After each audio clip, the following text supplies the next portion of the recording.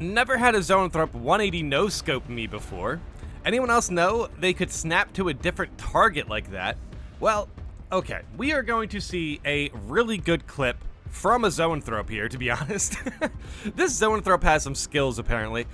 Anyone else know they could snap to a different target like that? I really don't think they can, to be completely honest. If they did snap to a different target in the middle of an attack, this is definitely going to be an interesting clip to see. Or as far as, you know, what we can confirm from it, I will say, if the Zoanthropes can 100% like snap to different targets, let me know in the comments. I'm pretty sure they can't, though. This clip is definitely pretty mind-boggling now that I think about it. But ultimately, this is a Zoanthrope showing off its skills. And yeah, if this is something that can be regularly recreated by Zoanthropes, that's kind of interesting. Ultimately, I'm leveling up my sniper, so I'm not too afraid of Zoanthropes right now. So I figured it would be a perfect time to be like, ha ha ha, Zoanthropes. You guys can 180 no-scope? Well, what can you do before the sniper gets to you, I guess? I don't know. Regardless, Zoanthropes, yeah, they can be annoying for sure. But yeah, if you have a sniper on your team or even a tactical, you should be able to take them out pretty easily now. The Stalker bolt rifle does great work there. But yeah, ultimately, a Zoanthrope 180 no-scope is definitely something we should fear if this is legit. But yeah, I feel like this could be one of those rare situations where we might not see this again. However, this is a good clip. So we're going to jump into this. Let's see how recreatable this is. Hopefully, this isn't something you guys seen before. And yeah, let's check out the skills of this Zoanthrope. All right, we're in decapitation here. One teammate is down, and yeah, that's what? How did they?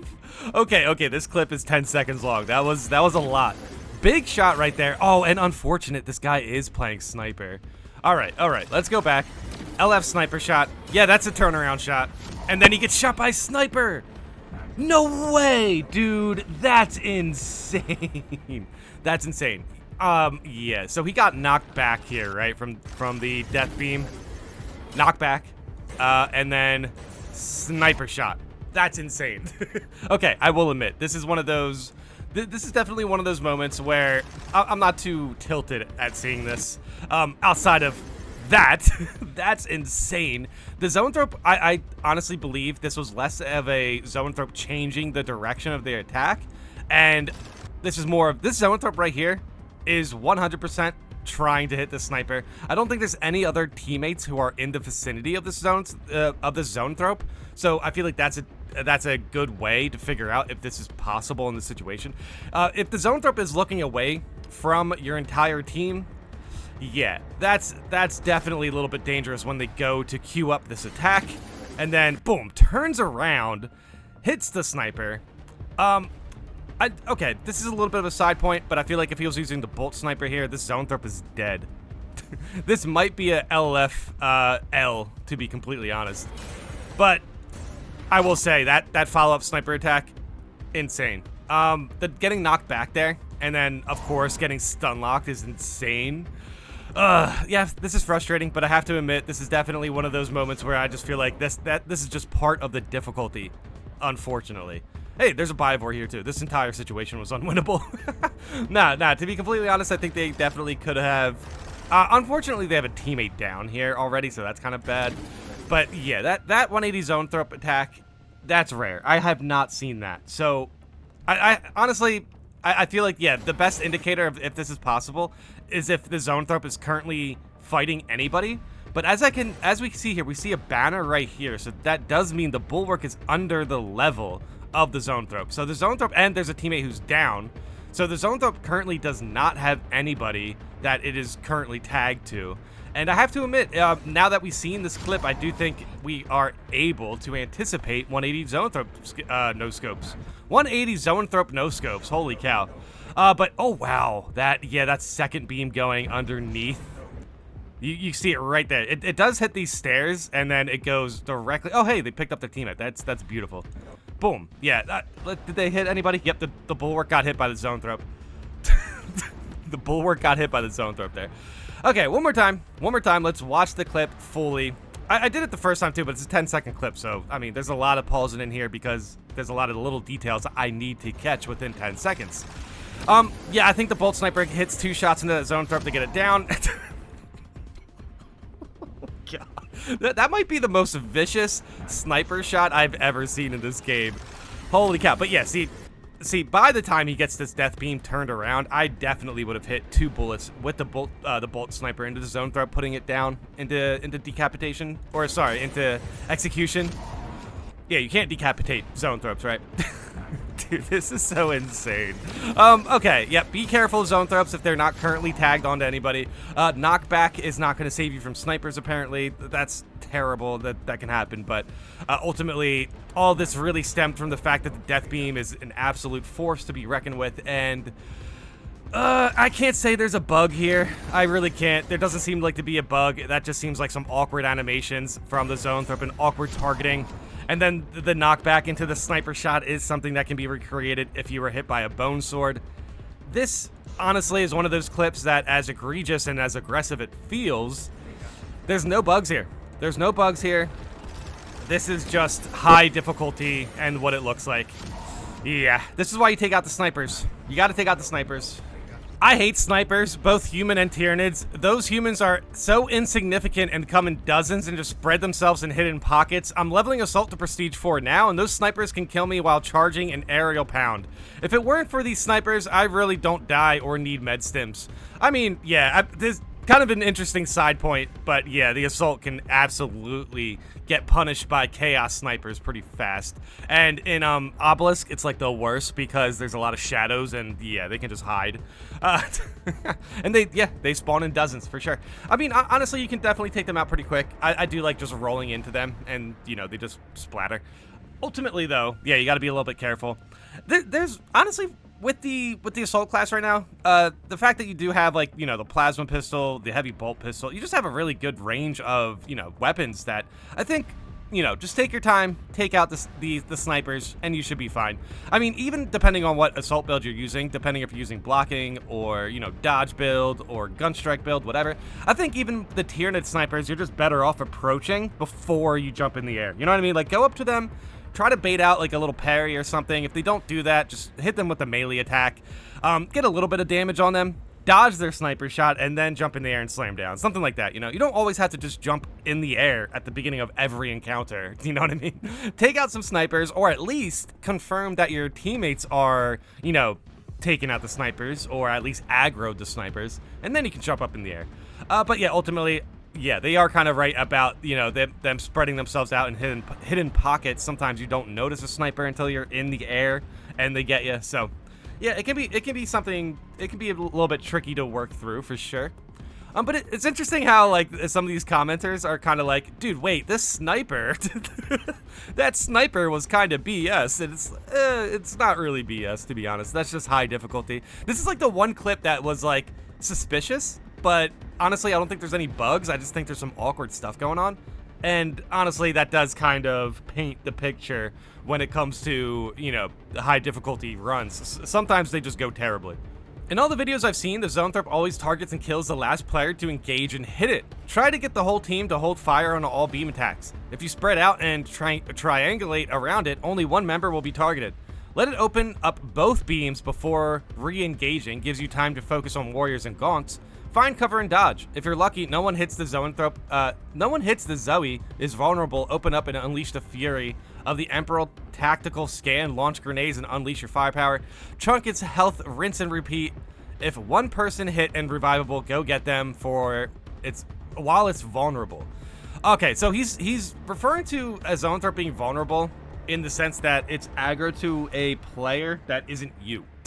So it's vulnerable to you. This is interesting, but as we did see in this clip, the bulwark was kind of in cover, but I will say kind of. We weren't really able to confirm how good the cover was. They did have to go over and pick up somebody, so ultimately they were like around the staircase, so maybe they could have been under it, but I do believe staircases aren't the best walls in the game. There's definitely a hierarchy when it comes to walls in this game. There are walls that are so thick, nothing can hit through them, and then there's walls that you think are walls, but they're not walls and can get hit through by enemies. The death beam specifically, yeah, there's definitely walls that can stop the death beams, and then there are walls that cannot. So That's yeah, that's that is definitely something that doesn't make me feel very comfortable when I'm, obviously trying to get some cover. But ultimately, there is some cover that's better than others, and that's just kind of like the way things are. I do like this guy's strategy.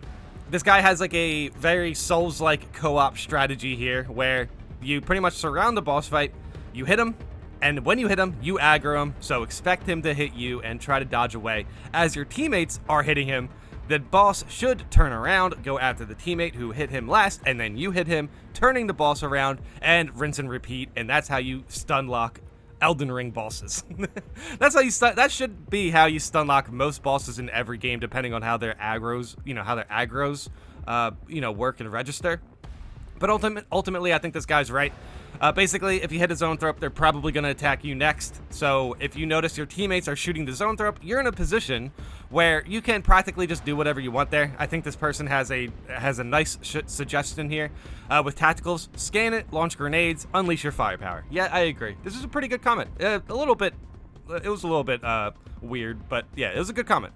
That sniper shot was pretty unfortunate. This is a comment from the original poster. Somebody mentioned how hard they got comboed, so I kind of wanted to see their perspective a little bit.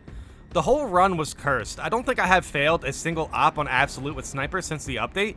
We didn't make it past planting to charges. At least I got a funny clip out of it. That's a good way to look at it. Yeah, I have to admit though, okay, so they did say it's Absolute, and yeah, the charges and decapitation. Yeah, I gotta admit that objective part right there, that's kind of pretty much where you find out what your team is capable of. If you guys are struggling to basically put down the charges quickly, you're gonna spawn a lot of enemies, and then not only is it going to expose, I guess, how bad your team is at playing objectives. If enemies keep charging in at that point, you guys are potentially spread out a little bit because you're dealing with the charges, and ultimately that spot can put your teammates in a tough situation. I see assault classes get in pretty tough situations in here because you're kind of in an enclosed area.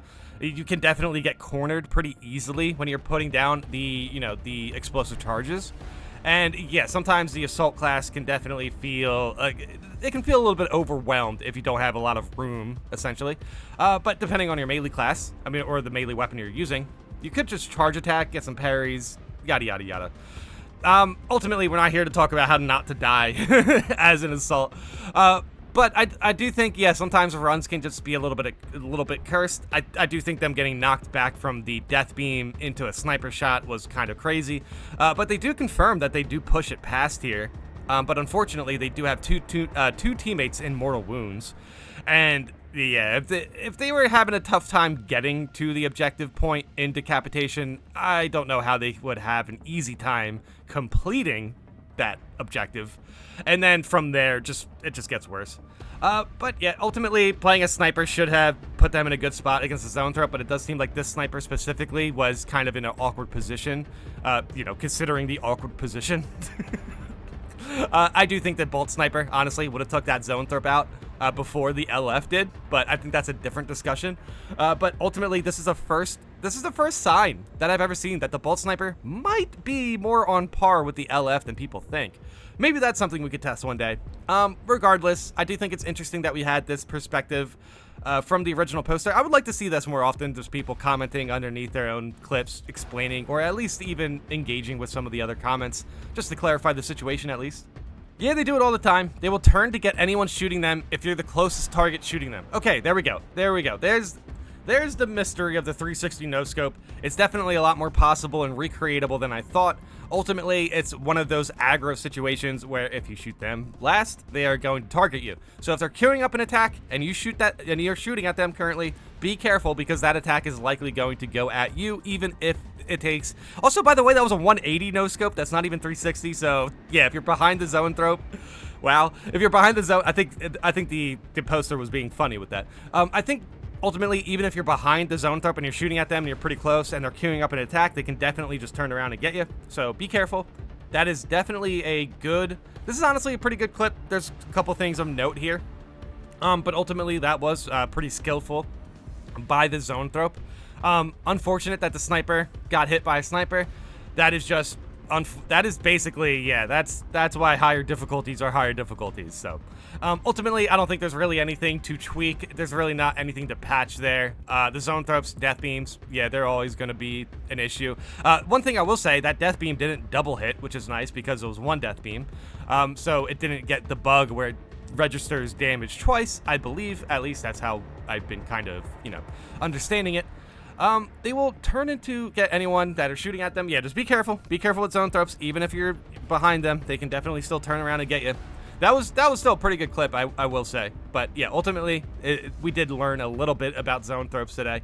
I don't think it was a bug. I don't think it was anything we needed to be tweaked or anything like that. I do think Zoanthropes are actually in a pretty good spot compared to like Spore Mines and Vine Mines.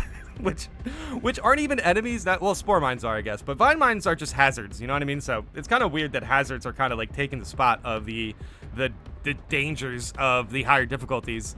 But yeah, just be careful, Zoanthropes. If you're a sniper, the LF is definitely going to do the job, but I will admit, I do think the Bolt Sniper is a little bit better at taking out flying targets. This honestly makes me want to play sniper. I want to go run a sniper op right now. But yeah, that was pretty scary. Let me know in the comments if you have anything to add here, or if you ran into this, or how you feel about fighting Zoanthropes recently. I do think Zoanthropes are actually in a pretty good spot. They're difficult. They're difficult enemies, but they're not like as difficult as they used to be. And now that the fact that sniper has been buffed and a lot of weapons have been buffed, I think it's just overall a lot easier to deal with them. So yeah, this clip may seem painful, but I think it's just the, just the elements of higher difficulty, ultimately. Thanks for watching.